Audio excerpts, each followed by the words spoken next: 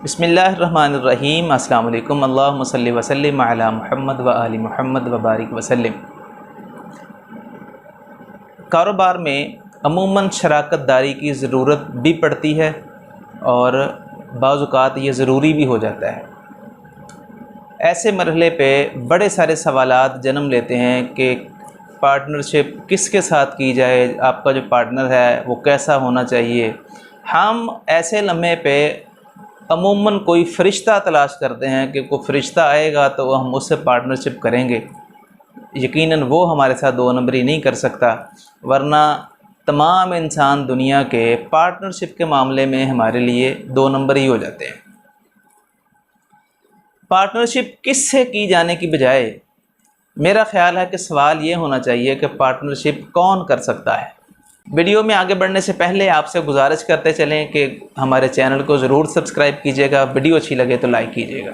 सबसे पहले तो मैं ये अर्ज़ करता चलूँ कि पार्टनरशिप करने के बेसिकली उसूल हैं।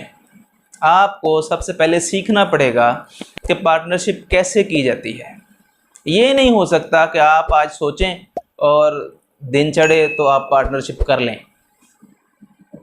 किसी भी बंदे के साथ शराकत दारी करने के लिए एक बंदे के साथ, दो बंदों के साथ, 10 बंदों के साथ, जितने भी पार्टनर्स आप इस वक्त कारोबार में मिल रहे हैं, इसके लिए आपको सीखना पड़ेगा कि कारोबारी शराकत दारी जो होती है वो कैसे होती है।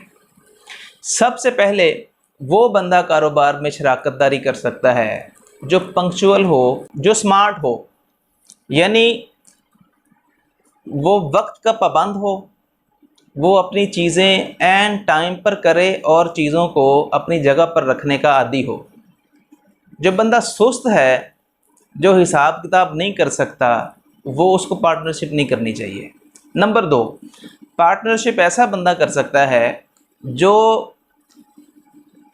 दूसरों की बातें बर्दाश्त कर सकता हो, जो हिल्म वाला हो, जो सब्र वाला हो। पार्टनरशिप में बैठ के आप ये नहीं हो सकता कि आज पार्टनरशिप करें और कल को जनाब तेज़ लहजे वाले जो लोग हैं ना वो पार्टनरशिप तोड़ के बैठे हुए हों, तो ये नुकसान हो जाएगा, इसके अलावा कुछ नहीं होगा। तो याद रखें कि सबसे पहले तो वो बंदा जो स्मार्ट हो, पंक्चुअल हो, जो वक्त पे आने का आदी हो, और दूसरे नंबर पर वो बंदा पार्टनरशिप कर सकता है जो कि सब्र वाला हो, हिल्म वाला हो। अब सवाल है कि पार्टनरशिप किससे की जाए। तो पहले नंबर पे तो आप ये बात ज़हन से निकाल दें कि आपको फ़रिश्ता कोई नहीं मिलने वाला मार्केट में, ना कोई फ़रिश्ता आया है जिसने कारोबार करना है। इन्हीं लोगों के साथ आपको बिज़नेस करना पड़ेगा। अगर आप बर्दाश्त कर सकते हैं तो आप पार्टनरशिप का सोचें, नहीं कर सकते तो फिर आप रहने दें और अपना काम करें। आपको पार्टनरशिप करने के लिए सबसे पहले ये देखना है कि आप सारे लोग इन्वेस्टर नहीं होने चाहिए।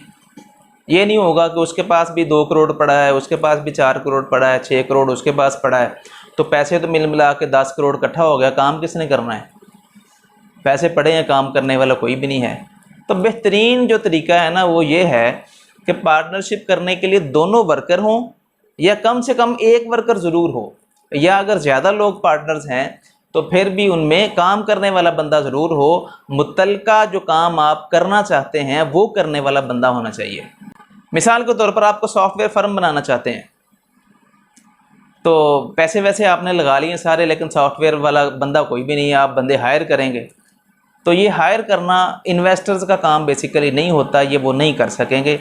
तो बेहतर ये है कि आप किसी ऐसे बंदे के साथ पार्टनरशिप करें, या अगर आप इन्वेस्टर हैं तो कोई ऐसा बंदा पार्टनर अपने साथ मिलाएं जो सॉफ्टवेयर को जानता हो, जो पढ़ा लिखा हो, जो सॉफ्टवेयर का काम कर सकता हो।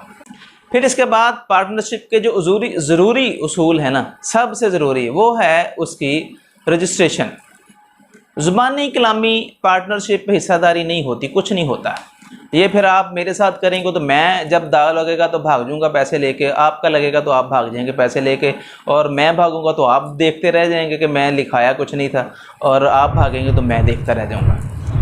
तो इस्लाम ने बेसिकली हमें यही सिखाया है कि जब भी तुम लेन देन करो तो लिख लो उसको।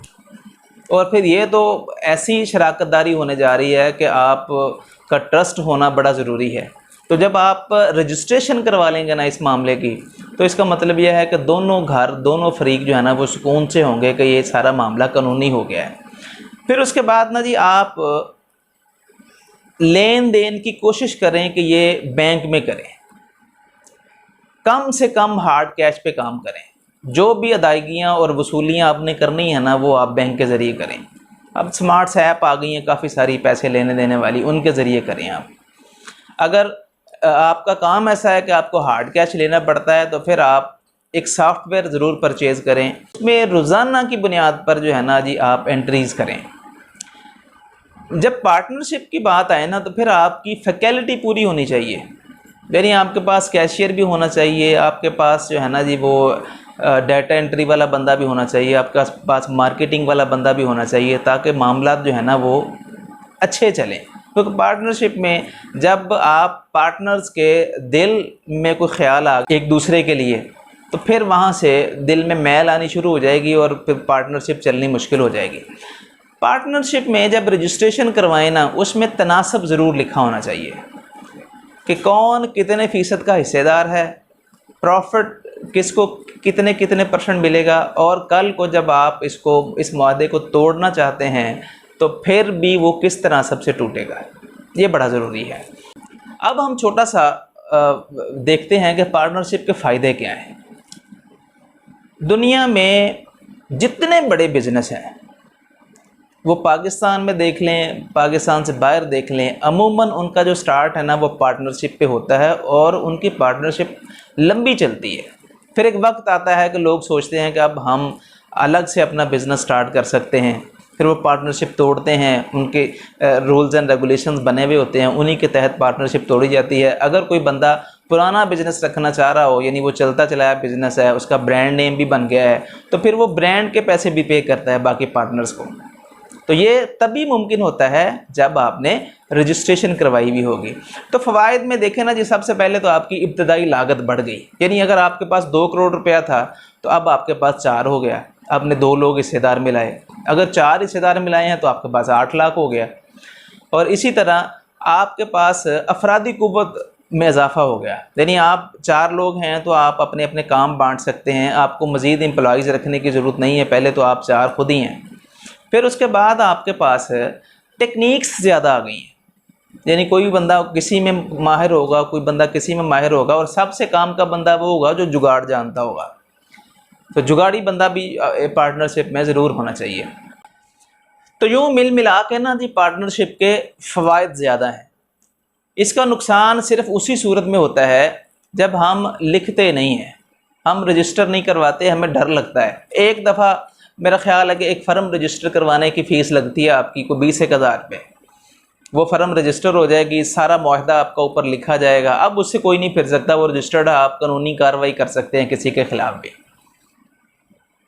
तो किसी भी सूरत आपको पार्टनरशिप में डरने की ज़रूरत नहीं है। आप दिल खोल के, दिल बड़ा करके, हौसला रख के पार्टनरशिप शुरू करें अगर आप किसी के साथ करना चाहते हैं। ये तमाम किस्म की बदगुमानियाँ इसको छोड़ दें आप। मैं यकीन करें बड़े लोगों से सुना है कि जी पार्टनरशिप नहीं करनी चाहिए, ऐसे नहीं करना चाहिए, लेकिन जब आप उसूल व ज़वाबित पे पार्टनरशिप करते हैं तो उसका कोई नुकसान नहीं है, वो आपको बिल्कुल करनी चाहिए। आपको तब नहीं करनी चाहिए जब आप वैसे ही किसी को कह दें कि यार ये लो 4 लाख मेरा डाल लो और काम शुरू करो। जब वो एवं चला गया तो फिर वो समझे चला गया, फिर उसका कोई फ़ायदा नहीं है। जब आप डेली बेसिस पर जो भी आपका शेड्यूल है कारोबार का, वीकली, डेली, मंथली, जब आप अपनी कैलकुलेशंस पूरी रखते हैं तो फिर कोई मसला नहीं है कि आपको कोई डॉज करवा सके या कोई 2 नंबरी हो सके। और जब आपने रजिस्ट्रेशन में मुआहदा तोड़ने का तरीका भी लिखा हुआ है तो फिर आप जब चाहें उसको उसी तनासब से तोड़ भी सकते हैं और किसी को कोई नुकसान नहीं होगा। आज की वीडियो में इतना ही, मिलते हैं किसी नई वीडियो में, तब तक के लिए अल्लाह हाफिज़, अस्सलामु अलैकुम।